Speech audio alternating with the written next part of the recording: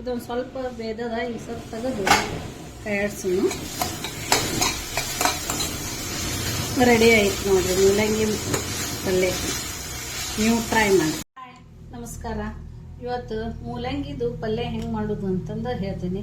ಇದು ಆರೋಗ್ಯಕ್ಕೂ ಚಲೋ, ತಂಪು ಎಲ್ಲದು. ಅದು ಮೂಲಂಗಿದು ಪಲ್ಯ ಹೆಂಗೆ ಮಾಡೋದು, ಸಲಾಡ್ ಅಂತೂ ಎಲ್ಲರೂ ಮಾಡ್ತಾರ. ಇದು ಪಲ್ಯ ಹೆಂಗೆ ಮಾಡೋದು ಅಂತ ಹೇಳ್ತೀನಿ. ಇದು ಮೂಲಂಗಿ ಏನದ ಸ್ವಚ್ಛ ತೊಳೆದು ತಗೋಬೇಕು. ತಗೊಂಡಿಂದ ಇದು ಮ್ಯಾಗಿಂದ ಏನದಲ್ಲ ಈ ಥರ ಎಲ್ಲ ಇದ್ರಲ್ಲೇ ಹಿಂಗೆ ತೆಗಿಬೇಕು. ಇದು ಇಷ್ಟು ಹಿಂಗೆ ಈ ಥರ ಎಲ್ಲ ತೆಗಿಬೇಕು.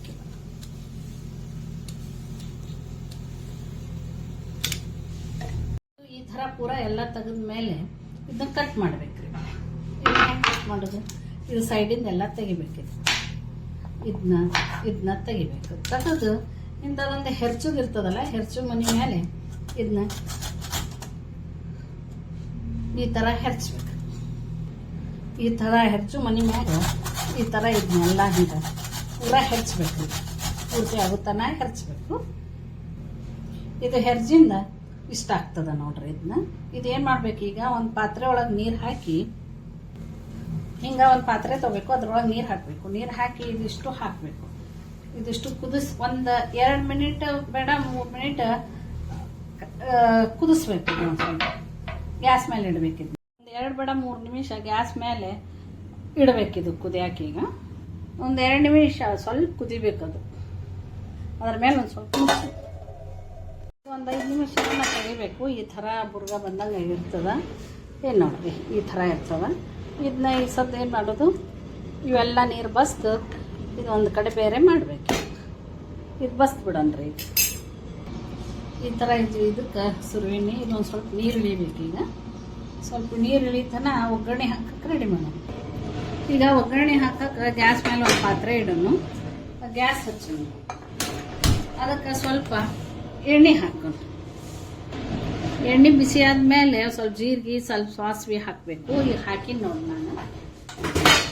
ಆಮೇಲೆ ಸ್ವಲ್ಪ ಕರಿಬೇವು, ಸ್ವಲ್ಪ ಎಣ್ಣೆ ಒಳಗೆ ಕೊತ್ತಂಬರಿ ಹಾಕಿದ್ರೆ ಟೇಸ್ಟ್ ಬರ್ತದ. ಸ್ವಲ್ಪ ಬೆಳ್ಳುಳ್ಳಿ, ಇದೆಲ್ಲ ಹಾಕಿ ಸ್ವಲ್ಪ ಹೊತ್ತು ಕಾಯಿಸ್ಬೇಕು.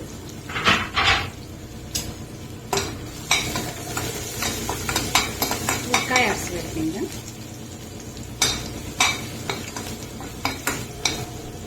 ಇದಕ್ಕೆ ರುಚಿಗೆ ತಕ್ಕಷ್ಟು ಕೆಂಪು ಖಾರ ಹಾಕಬೇಕು. ಸ್ವಲ್ಪ ಅರಿಶಿನ,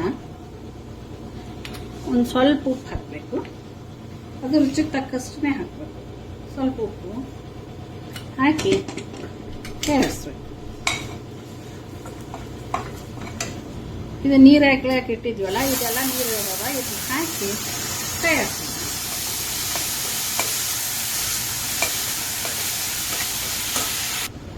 ಈ ಥರ ಒಂದು ಸ್ವಲ್ಪ ಕೈಯಾಡಿಸಿ ಎಲ್ಲದು ಸ್ವಲ್ಪ ಮುಚ್ಚಬೇಕು. ಒಂದು 2 ನಿಮಿಷ ಮುಚ್ಚೋಣಂತ. ಈಗ ಇದೊಂದು ಸ್ವಲ್ಪ ಬೇದದ ಈ ಸ್ವಲ್ಪ ತೆಗೆದು ಕೈಯಾಡ್ಸೋಣ. ರೆಡಿ ಆಯ್ತು ನೋಡ್ರಿ ಮೂಲಂಗಿ ಪಲ್ಯ. ನೀವು ಟ್ರೈ ಮಾಡಿ. ಬೌಲ್ನಾಗ ಹಾಕಿ ನೋಡ್ರಿ ಪಲ್ಯ.